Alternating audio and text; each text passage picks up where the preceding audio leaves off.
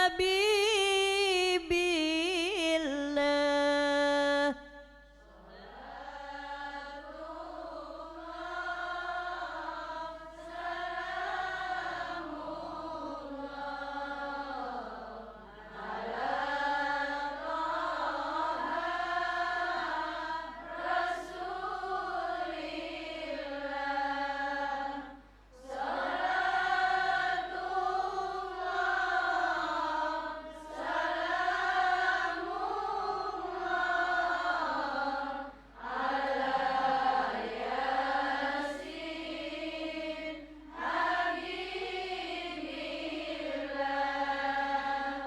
Assalamualaikum warahmatullahi wabarakatuh.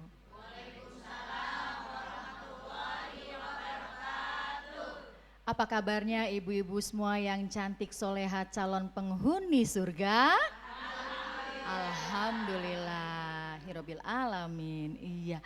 Dan pemirsa di rumah, di jelang iftar kali ini kita juga akan kembali membahas tausiah dan ceramah singkat yang nanti juga akan disampaikan oleh narasumber kita, yang pasti hari ini masih kita menjalankan ibadah di bulan suci Ramadan. Mudah-mudahan amal ibadah kita selalu semakin meningkat, ya, semakin bersih, semakin lahir fitrah kembali di bulan suci Ramadan ini. Ramadan, ya Ramadan, bulan yang penuh dengan ampunan. Pemirsa dan ibu-ibu yang cantik, soleha, calon penghuni surga, seperti biasa kita akan bahas tausiah, dan kali ini temanya juga sangat menarik untuk kita simak bersama. Untuk itu nanti mari sama-sama kita simak tausiah singkat ini, yaitu tema kita kali ini adalah hidup dan mati sama saja. Sebuah perjalanan hidup di mana kita ingin mengupas mengapa dikatakan hidup dan mati itu sama saja.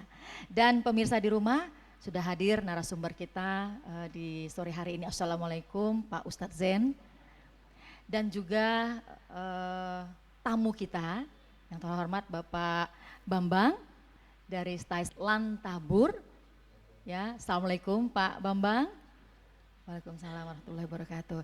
Dan kali ini kita langsung mempersilahkan kepada Pak Ustadz Zen untuk menyampaikan tausiah singkatnya mengenai hidup dan mati sama saja. Silakan Pak.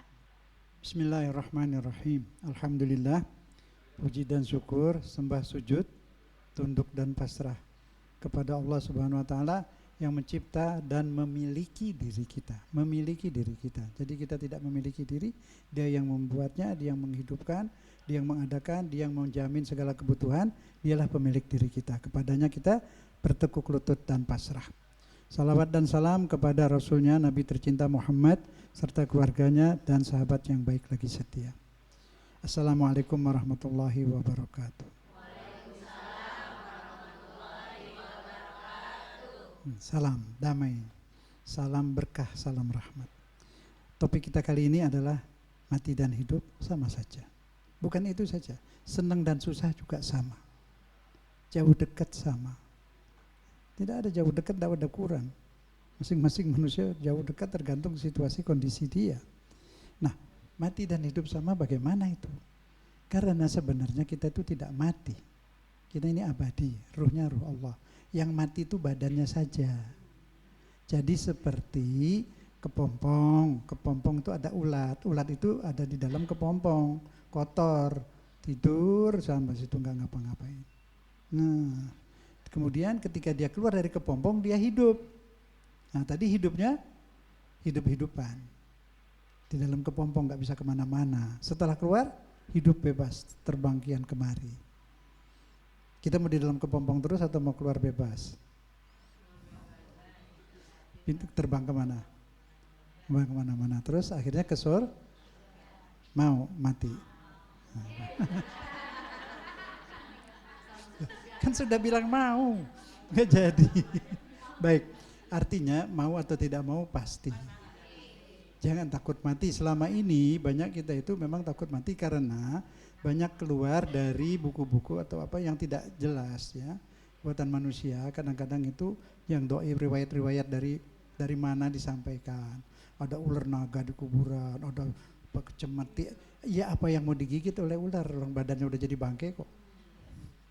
Apanya yang mau digigit, apanya yang mau dicambuk. Tidak ada itu. Ada siksa kubur tapi bukan seperti itu. Allah itu karim, Allah pengampun penyayang. Siksa kubur itu orang yang di dunia tidak beriman, tidak berbuat baik, dia tuh setelah meninggal menyesal. Karena orang setelah pindah ke sana, mati itu artinya pindah, keluar dari badannya, pindah ke alam barzah. Melihat bukti Allah tuh ada, surga ada, neraka ada. Dia nangis, menyesal, banting-banting diri. Itu lebih sakit daripada dipukul badan. Pernah menyesal? Pernah? Anak-anak tidak lulus sekolah menyesal enggak? Masih bisa bisa sekolah lagi tapi di dunia ini. Tapi kalau di sana menyesal, tidak ada harapan lagi. Itu yang dimaksud siksa kubur itu apa? Alam penyesalan. Nah tinggal pilih mau nyesal di sana apa mau nyesal di sini. Nah, nyesal di sini, besok aku merubah, tidak mau lagi begini, tidak mau lagi begitu. Itu artinya, jadi bukan mati itu bukan hilang, justru hidup setelah mati itu lebih indah bagi orang yang baik. Di sana tidak ada kesulitan, tidak ada sakit. Kita tetap hidup, makanannya lain karena tidak punya badan. Artinya bentuknya begini persis, sekarang pun ada. Bentuknya di dalam, bentuknya ada di dalam. Kita ada dua, jadi dua lapis. Yang ini semacam baju badan ini. Yang asli kita yang di dalam, umurnya nggak nambah yang di dalam. Umur 20-an gitu, 20, 21, 23. Apa cakep apa jelek tergantung. Kalau dia ibadah, beriman, berwudu, cantik, lebih cantik daripada muka yang kulit ini. Nah, lebih ganteng daripada yang kelihatan. Nah, itu paham tuh. Jadi ruhnya ada bentuk. Ketika keluar juga begini. Tapi tidak ada badan, tidak ada tulang, ringan. Hidup ketemu sama ayah ibu di sana. Surat At-Tur ayat 21. Yang meninggal beriman, orang tuanya beriman, anaknya ikut beriman, dikumpulkan menjadi satu di sana. Ketemu, sedang menunggu di sana. Ada seorang istri datang kepada Rasulullah, ya Rasulullah, suami saya sudah meninggal, saya kangen. Begini Bu, dulu ketika waktu hidup suaminya sering pergi-pergi, sering. Terus ibu nunggu, iya saya nunggu dia pulang. Sekarang gantian Bu, dia yang pergi duluan dan perginya jauh. Ya, dia sekarang yang nunggu ibu. Suaminya nunggu, ketemu nggak di sana? Orang tua yang sudah kita meninggal nunggu, ntar kita nyusul, ketemu di sana, hidup senang. Di alam berusaha itu hidup senang. Nah kalau yang dinamakan anak yang soleh mendoakan ibu dan ayahnya, bukan hanya doa begini, itu iya nyampe doanya tuh. Tapi anaknya beramal soleh, orang tuanya dapat. Kita duduk di sini sekarang beramal soleh, bertausiah, mendengar, berzikir, ingat Allah. Orang tua kita senang nih, dapat kiriman dari kita. Itu keadilan Allah. Jadi Allah memberi pahala itu sistem MLM. Ini jadi baik, jadi soleha, jadi soleh, jasa siapa? Siapa? Yang pertama ngajarin kenal Allah siapa? Ibu bapak. Jadi setiap kita berbuat baik dia dapat. Tapi ini dalam ilmu agama waladun soleh, anak yang soleh dalam bentuk nakirah. Jadi anak didik termasuk, anak asuh termasuk. Anak angkat termasuk yang diasuh, gak mesti anak kandung. Jadi guru-guru tuh pahalanya banyak, punya anak didik yang amal solehnya menjadi doa. Baik, ibu-ibu dan pemirsa di rumah, jangan kemana-mana karena jelang iftar akan kembali lagi bersama Anda tentunya setelah yang satu ini.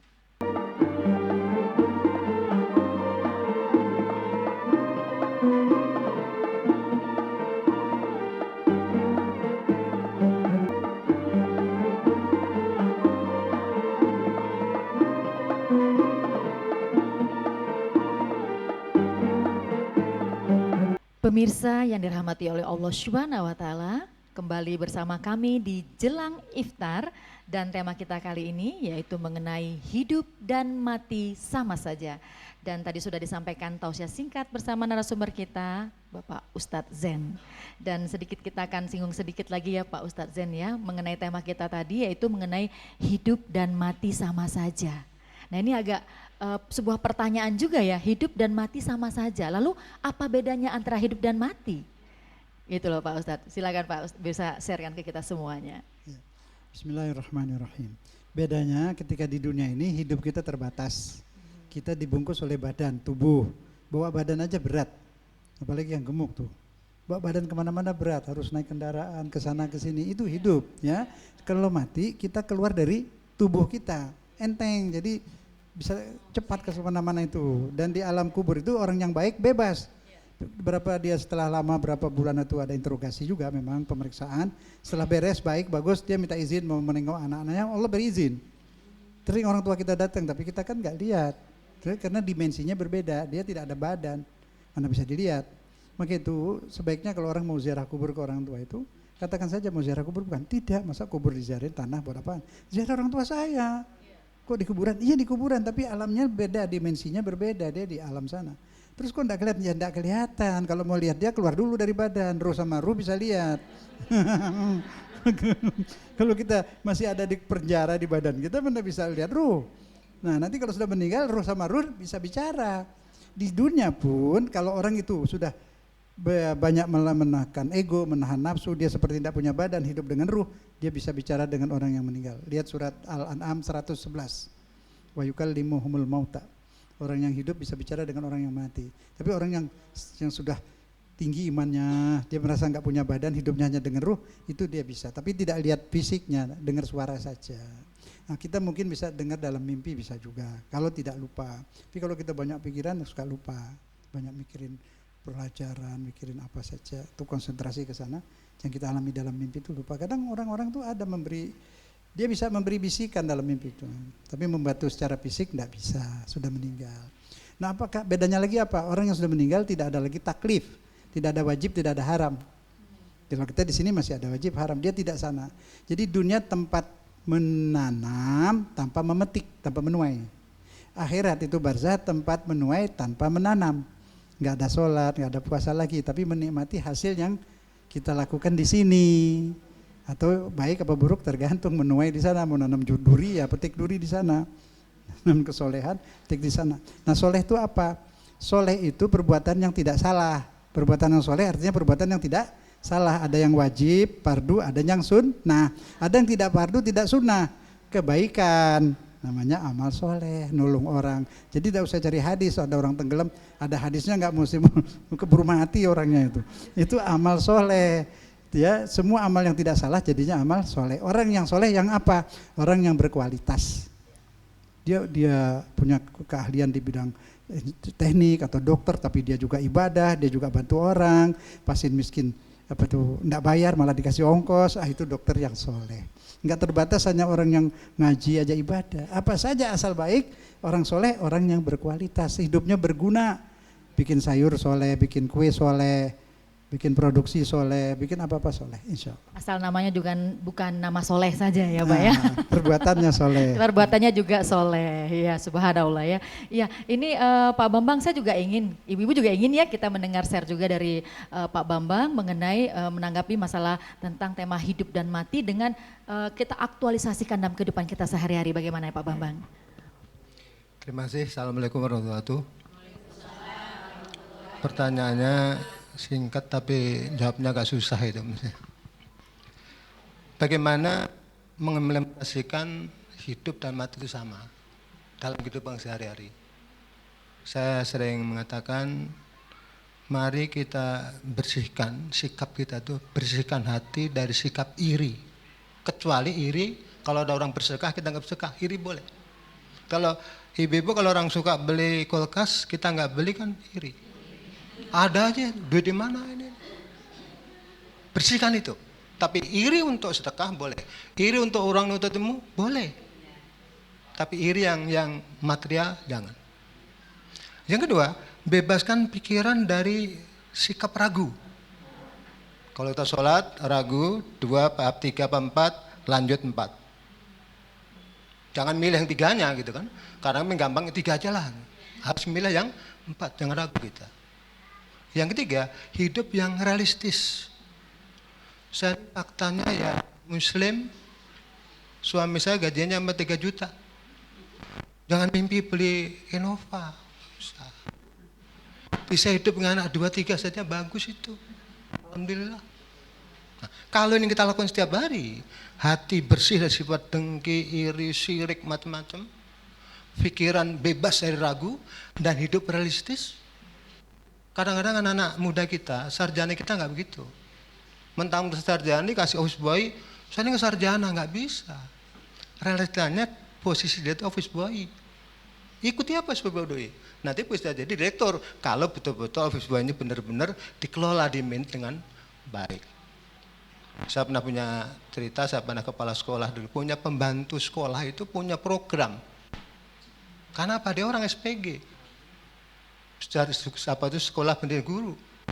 Hari Senin habis nyiapin minum untuk guru. Hari Senin ngelap kaca ruang kelas 1. Selasa ruang kelas 2. Jumat kamar mandi. Terprogram itu. Insya Allah kalau itu. Di dunia bahagia, di akhirat bahagia. Kayak doa kita setiap hari. Saya kira itu jawaban saya, Bu. Iya, suatu aktualisasi action yang kita lakukan sehari-hari, jadi benar-benar sesuai dengan realita, yang pasti juga semua, kalau kita juga menuju kebaikan. Ini yang luar biasa ya. Kalau tadi Pak Ustadz Zen, inti singkatnya bahwa selama kita hidup di dunia itu banyak-banyak menanam amal kebaikan, amal ibadah. Sehingga nanti ketika kita sudah di alam akhirat, kita tinggal memetiknya. Ya, nah ibu-ibu dari Majelis Taklim Kampus STAIS Lantabur ini, saya perhatikan ada yang mau nanya juga ini ya, ibu ya? Ya ada yang mau tanya ibu, ya silakan, coba silakan ibu. Assalamualaikum warahmatullahi wabarakatuh. Waalaikumsalam warahmatullahi wabarakatuh. Nama saya Ibu Sumiati, Majelis Taklim Kampus Lantabur, Penggilingan, Kecamatan Cakung, Jakarta Timur. Yang saya tanyakan kepada Pak Ustadz, dalam hidup manusia pasti memiliki dosa. Dosa diampuni dan ada tidak. Dalam kehidupan ada yang matinya dalam husnul khotimah dan ada husnul khotimah, su'ul khotimah. Yang saya tanyakan, apakah itu pasti takdir Allah? Hanya itu. Wassalamualaikum warahmatullahi wabarakatuh. Waalaikumsalam warahmatullahi wabarakatuh. Sebuah pertanyaan yang sangat bagus sekali, yang pasti hidup mati misteri Allah Subhanahu wa taala yang tahu. Tapi kita juga ingin dapat jawaban dari Pak Ustadz Zen, silakan Pak Ustadz. Bismillahirrahmanirrahim. Allah Subhanahu wa taala menciptakan kita untuk ditempatkan di surga. Tidak ada yang diciptakan Allah ke neraka. Kalau ada yang masuk neraka atau mati su'ul khatimah itu karena dia sendiri, bukan karena takdir Allah. Allah mentakdirkan segala yang baik. Ya, sampai itu Allah sayang kepada hambanya kapan dia masih nakal aja itu. Dikasih mimpi tidak bisa, dikasih teguran tidak bisa, kadang-kadang diberi sakit supaya dia sadar. Itu Allah tuh sayang pada hambanya. Diberi kesulitan, diberi sakit itu supaya sadar, supaya masuk ke surga. Didorong-dorong ke surga itu, dilarang ke neraka itu haram-haram. Jadi manusia yang merusak dirinya sendiri. Tapi kalau saja dia masih mau minta ampun, kini Allah masih menunggu. Allah tuh tidak pernah ngambek, Allah tidak pernah bosan, tidak pernah marah. Dia tahunya sayang saja sama hambanya. Rahmanur Rahim. Sekarang yang belum sholat, ya Allah tunggu kapan dia mau tobat. Allah tunggu terus dikasih panjang umur, kapan dia mau tobat Allah terima. Coba itu. Jadi kalau ada yang sampai ke neraka itu yang sudah terlalu jahat sekali. Nakal, rusak kehidupan, bunuh orang di mana itu. Yang lain-lain insya Allah diampuni. Mungkin hanya kelasnya lebih rendah, diampuni. Allah itu maha penyayang. Saya katakan ibu punya anak, ibu tidak bikin hanya melahirkan, sayangnya kayak apa. Mau masukin jari anaknya ke api? Gak tega. Apalagi dia yang menciptakan, dia pemilik. Lihat ditumbuhkan dari tanah semua makanan, apa ada semua. Untuk siapa? Dia bikin semua untuk manusia ini, dia sayang. Banyak yang tidak sholat itu masih dibiarkan hidup, ditunggu kapan saja mau astagfirullahaladzim diampuni. Ya, jadi segala manusia itu yang berdosa, yang su'ul khotimah itu dari dia sendiri. Itu pun insya Allah Allah punya kebijaksanaan. Dia itu hanya tahunya Rahman Rahim, pemaaf, pengampun, penyayang. Maka itu kita cinta kepada Allah, cinta betul. Paling sayang kepada kita itu Allah. Yang pantas kita cintai itu Allah. Baru paling tinggi cinta pada Allah, pasrah pada Allah. Kalau pasrah kepada manusia nanti kecewa. Terlalu banyak cinta kepada manusia, kecewa, apalagi minta mengharap balas, enggak ada manusia bisa membalas. Yang bisa membalas hanya Allah. Jadi buang kegantungan harapan kepada manusia. Mengharap hanya kepada, kalau mengharap kepada manusia nanti stres, depresi. Karena tidak mungkin manusia itu bisa memenuhi apa yang kita ingini. Yang bisa tulus mencintai kita itu Allah Subhanahu wa taala. Jadi hidup ini belajarlah mengenal Allah, belajarlah mencintai Allah, melihat alam ciptaannya itu ingat Allah. Saya beri contoh yang singkat saja, jeruk. Pernah lihat jeruk orange gede itu? Nah itu dibungkus kan? Kalau Coca-Cola dibungkusnya pakai kaleng, Ada pegawainya berapa ribu, ada insinyur, ada mesin kan? Di pohon jeruk ada mesin nggak? Ada pegawai nggak? Nah gimana itu pohon jeruk membungkus air jeruk? Terus dibuka supaya tidak bocor, dibungkus lagi di dalam spasi-spasi, baris lagi berbulat seperti itu. Terus rasanya enak ada? Nah waktu makan jeruk, lihat ini jeruk vitamin C enak. Tidak cukup itu, harus matanya melihat siapa yang bikin jeruk. Pikirannya berpikir siapa yang bungkus jeruk ini. Coba pikirkan, siapa yang bungkus? Allah. Buat siapa itu jeruk? Ucapkan apa? Subhanallah, Allahu Akbar. Begitulah iman. Apapun yang kita lihat, kita ingat yang mencipta. Insya Allah husnul khotimah, meninggalnya disambut sama Allah. Ya Tuhan nafsul mutmainnah irji'i ila rabbiki radiyatan. Wahai hambaku jiwa yang baik, sini kembali kepada Tuhanmu. Sayang, aku ridho, engkau pun ridho. Seperti itu. Amin. Mudah-mudahan ya. Jadi namanya dunia itu persinggahan sementara ya Pak Ustadz ya. Hanya dunia itu hanya hiasan sementara. Mudah-mudahan kita semua bisa menabung amal yang banyak di dunia sehingga begitu nanti di akhirat hidup yang kekal ini yang kita tuju sama-sama. Baik ibu-ibu yang cantik soleha calon penghuni surga dan juga pemirsa yang di rumah, tetap bersama kami di Jelang Iftar. Jangan kemana-mana karena kami akan kembali lagi bersama Anda tentunya setelah yang satu ini.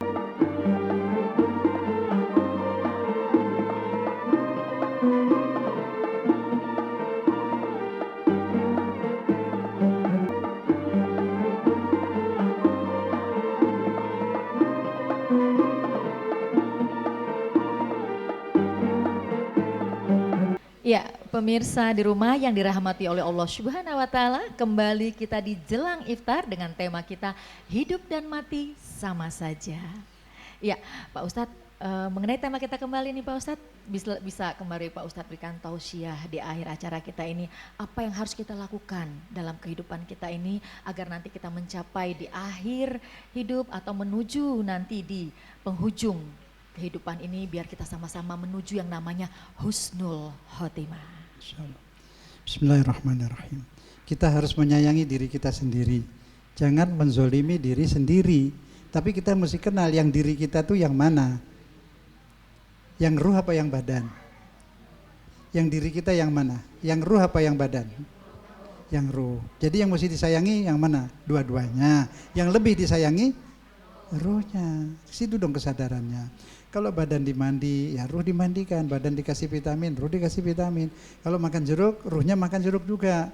Hanya bedanya kalau buat badan dimakan jeruknya.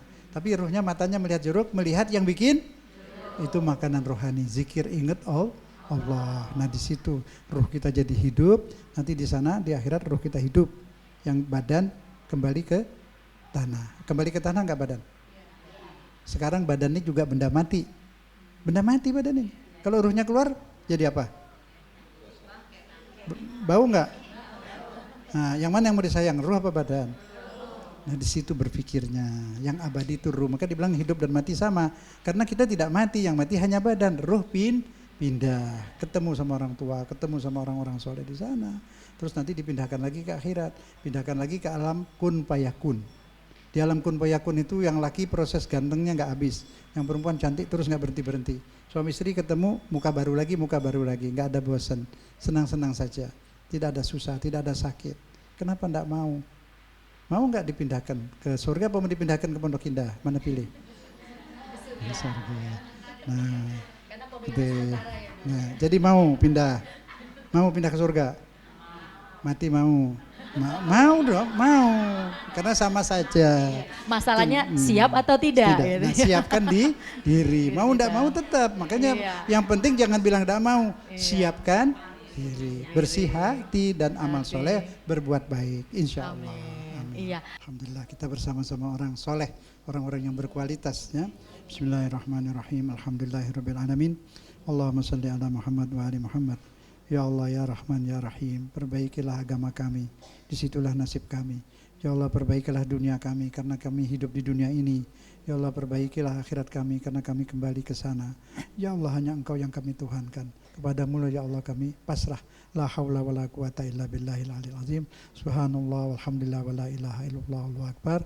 Rabbana atina fid dunya hasanah wa fil akhirati hasanah wa qina adzabannar. Wa sallallahu ala Muhammad wa ali Muhammad walhamdulillahi rabbil alamin.